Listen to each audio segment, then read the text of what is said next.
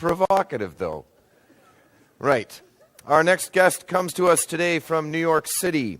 Toronto-born educator focusing on and developing the proof that integration of arts into school curricula not only enriches the learning experience, but leads to higher scores in core subjects. As a person who possesses a Bachelor of Fine Arts degree, I am really, really glad to hear that someone's doing the math for me. He is testing his theories in many diverse cultures, including countries in South America, Europe, the Caribbean, and the unique culture of New York City. Please welcome Alex Sarian.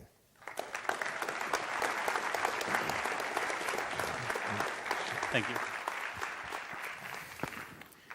I have no idea how to follow what just happened.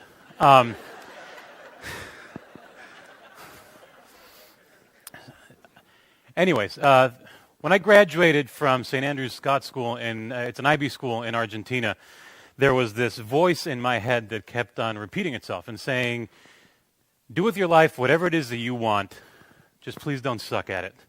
And I'm not sure, for those of you who have worked with the IB, so I don't know if you can relate, but I'm not sure if that voice belonged to my teachers, the school, my parents, or if it was the result of exhaustion after having to take the IB exams and writing the extended essay. But when I moved to New York City a couple months later and I was able to distance myself from high school enough to fully appreciate every aspect of it, I realized that the voice or voices had in fact been saying all along, feel the freedom to choose the path in life that will make you the happiest and know that you have been given the tools with which to succeed on it. Now, this is a very different message because it forces you to reevaluate how you measure success as a 16, 17, or 18-year-old. In my case, it was a realization for somebody coming from a society in which success at that age seemed to be measured by whether or not you became an attorney, doctor, an engineer, or a business person. So when I moved to New York City in 2002, a year in which only 38% of students graduated high school, I decided to pursue a career in arts education. And by arts education, I don't just mean the education of specific art forms like music, dance, and theater, but almost as importantly, their integration to core area subjects. So, for example, using theater to enhance a history course, or using music to enhance a math course, using visual arts to enhance a biology course. These are things that excited me about education and the future of education. I basically decided, and I can't believe I'm about to say this in front of so many people, but I decided that I wanted to do for education what Johnny Depp had done for pirates. I wanted to take a failing system and make it appealing, attractive, and in a non-sexual way sexy again. So when I was in New York, I started taking courses. Well, hang on, let's take a minute. Let's really explore this connection between myself and Johnny Depp for a minute. When I was in New York, I started taking courses in the program in educational theater at NYU, and I immediately auditioned to be a founding member of New York City's only Shakespeare educational touring troupe. I was really hungry for performance opportunities, and I wanted to go into schools and work with kids. So you can imagine how excited I was when I got accepted into this company. You might also be able to imagine how quickly that excitement faded when I found out that rehearsals took place on Saturdays at 8 a.m. But it was an honor, and I wasn't about to turn it down. I'm a firm believer that we only ever truly learn from our mistakes. So I have no problem in admitting to you people that I was a horrible company member. I sucked. It was horrible. I was lousy. I would show up late, if at all, and when I did, I was in no conditions to be rehearsing Shakespeare. Because let's face it, being focused at 8 a.m. on a Saturday morning is hard enough. Being in a room with people speaking a 400-year-old language, that's insane. But I was too proud to quit, and the directors of the program, Vincent and Zach, would not fire me, even though sometimes I really wish they had. But instead, one Saturday morning rehearsal, to which I assume I was late, one of them took me over to a trunk full of props, and in what I can only imagine was pure frustration, he buried his arm in the trunk and randomly pulled out a pirate hat. And inside the pirate hat was an eye patch and a hook. And he looked at me and he said, "You're going to play the pirate. And you're going to be in every single scene of this play." Now, For those of you who aren't familiar with The Taming of the Shrew, of all the amazing characters that Shakespeare created for that play, a pirate was not really one of them. So there I was, a pirate with no lines, no apparent reason to exist in the world of this play. And all I had was a hat, an eye patch, and a hook, and a whole bunch of yars and ha-ha-has to use at my disposal over the course of this 75-minute adaptation. Just to give you an idea of how ridiculous this is, imagine, if you will, Act 5, Scene 2. Scene, Padua, Italy, in Lucentio's house. The stage directions read, enter Baptista, Vincentio, Gremio, the pedant, Lucentio, and Bianca, Petruchio, Kate, Hortensio, Tranio, Biondello, Grumio, and the widow. The serving men with Tranio bring in the banquet. Notice how at no point does it say the pirate remains on stage from the previous scene. Later in that scene, Kate proceeds to deliver one of Shakespeare's most quoted female monologues, and she finishes it by saying, then veil your stomachs, for it is no boot, and place your hands below your husband's foot. In token of which duty, if he please, my hand is ready, may it do him ease. There's a beat, and then Petruchio responds by saying, why, there's a wench, come on and kiss me, Kate. Now, usually amongst a cast of characters, there's a big response. But imagine, if you will, amongst the response of these well-crafted characters, you hear, yar! It was ridiculous, and this is how I felt for weeks. But this is what would happen. I would roll out of bed, I would go to rehearsal half asleep, I would pick up my props, I would go to my place on stage, and I would just sit there. And in the middle of rehearsal, the director would cut the rehearsal, and he would stop the action, but not because Kate or Petruchio had missed a line, not because Hortensio missed a cue, but because the pirate was not reacting. And he would look at me and he would say, react. You need to physically and vocally react with what's going on stage. And so I would, and people would laugh, as you are now, and I would feel embarrassed, but you know what? I guess I deserved it, because I was never on time. But no amount of rehearsal would ever prepare me for the first performance in front of a middle school. We were on our way to the middle school, and I was walking along, and I had my fingers crossed in my pocket, much as I do now, and I was hoping that either Zach or Vincent walk up to me and say, listen, Alex, the whole pirate thing, it was a joke. It was a lesson that you had to learn, and I'm glad that you learned it, but just drop it. But that didn't happen. So I got to the school, and while all my fellow actors are putting on their period costumes, I'm going over lines. I am making sure that my black outfit looks okay, and that my $2 pirate hat from Party City looks like anything but a $2 pirate hat from Party City. But it was, in fact, a $2 pirate hat from Party City, and I couldn't do anything about it. So for those of you who've been in shows, you know what happened next. We all went backstage, we held hands, we stood in a circle, right? You guys know what I'm talking about. And we all talked about how amazing we were and the awesome job that we had done and how proud we should be of this moment. Yeah. And then the show started. And I remember sitting on stage, and I probably shouldn't be admitting this to you because it's unprofessional if you're an actor, but I'm sitting on stage, and I'm looking out of the corner of the one eye I have available to me, and I'm looking out into the audience, and I see 90% of the kids are looking at me.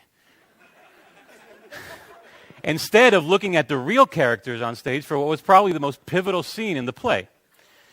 And I kid you not, this happened for probably the entire length of the play.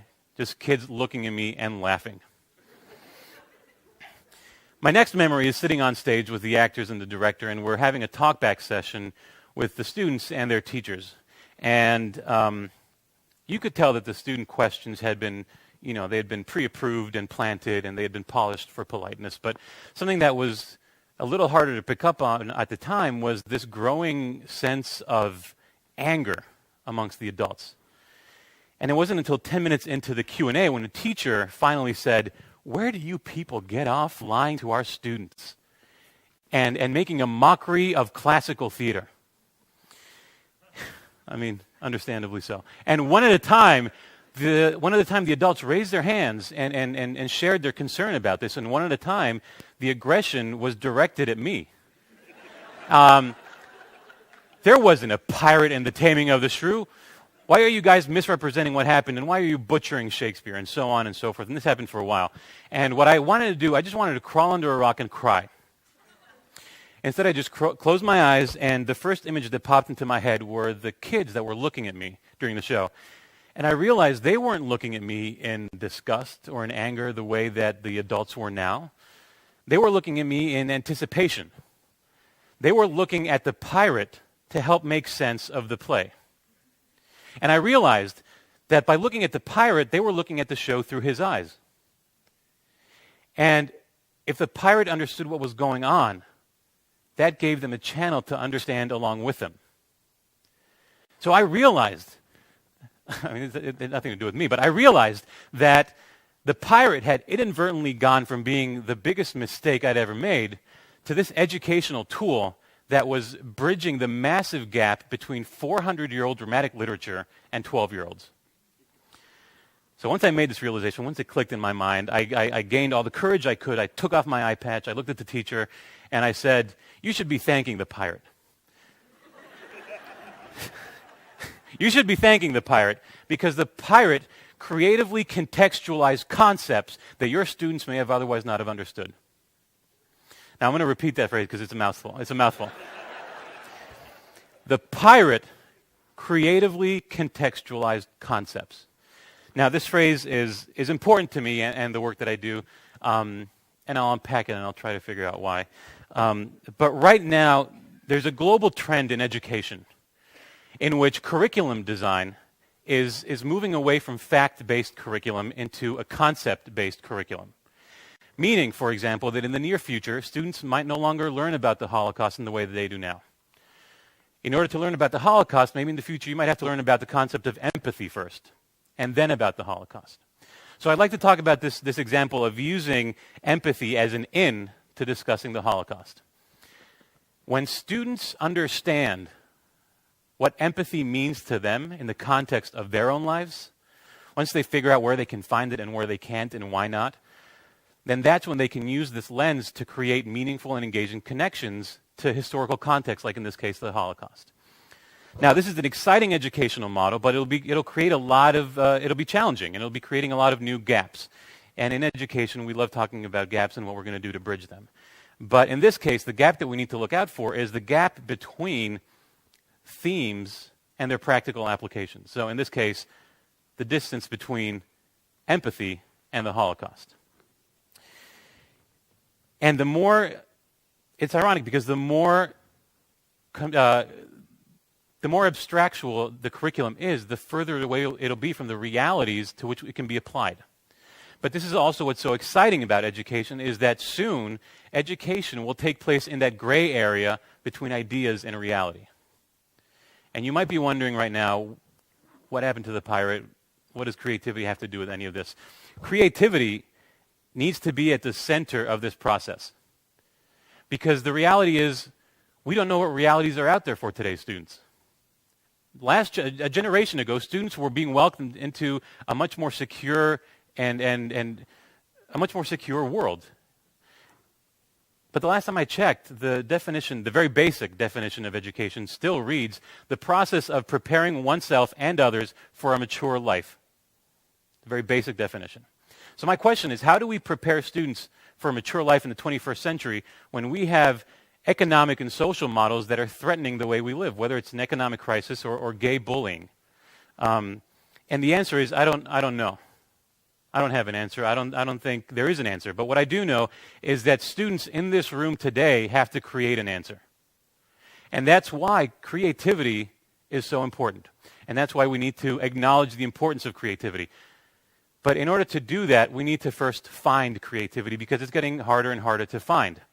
Now, in 99% of the schools that I visit, creativity can be found mostly in the auditorium, the music room, and the art room, if a school is honestly lucky enough to have them. Otherwise, we're talking about cafeterias and hallways. And those are the most dangerous and insecure places in a school these days. So you might be asking, well, what can I do to contribute to this? This is all very abstract. What can I do to contribute to this? Well, next time somebody wants to cut the drama program, next time somebody wants to discontinue the after-school arts program or fire the music teacher, we need to say no.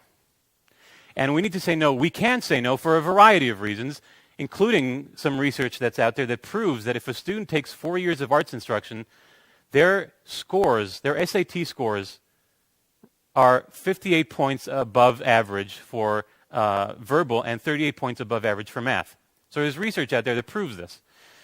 But we need to say no, not because we want our children to be artists, but because we want to provide them with the tools with which to succeed on whatever path it is they choose. And believe it or not, creativity needs to be at the forefront of that toolbox, now more than ever in a very, very big way. And while, yes, I'm sure the world still needs the Mick Jaggers, the Marilyn Monroes, the Pablo Picassos, and the Justin Biebers, we need, more than anything, we need creative economists, creative doctors, creative politicians, and creative educators. So I'd like to do a little test right now. Raise your hand if you consider yourself to be a somewhat smart, reasonably smart person. Now, keep your hand up if you consider yourself to be a creative person. Now, for those of you that lowered your hand, please raise them back up again, because it's really important to figure out that creativity and originality are at the forefront of intelligence. You can lower your hands, thank you. And to those of you who kept your hand up, I hope that you understand what I'm talking about, and I hope that you continue to make these connections between creativity and intelligence, between the knowledge you acquire today and the way in which you choose to practice it tomorrow in the world that will be a mystery. So my point, I guess, in being here today is saying that everybody in this room can be a pirate. It's coming full circle. Yeah, everybody in this room can be a pirate. Everybody in this room has the capacity to creatively contextualize concepts for people that may otherwise not know how. And as a future generation of artists, as a future generation of business leaders, parents, and more importantly, educators, we have a responsibility to ourselves to tell those around us, listen, man, I have no idea what your world's going to look like, but here are the tools with which you can survive, create, and excel in it, regardless of what path or profession you choose. And if that toolbox has creativity at the forefront of it, I promise that we will be taking a million steps towards creating a better world through education.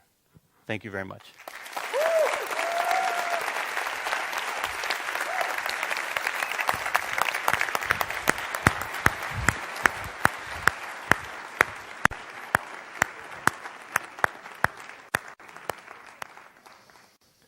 Can I get a, am I on?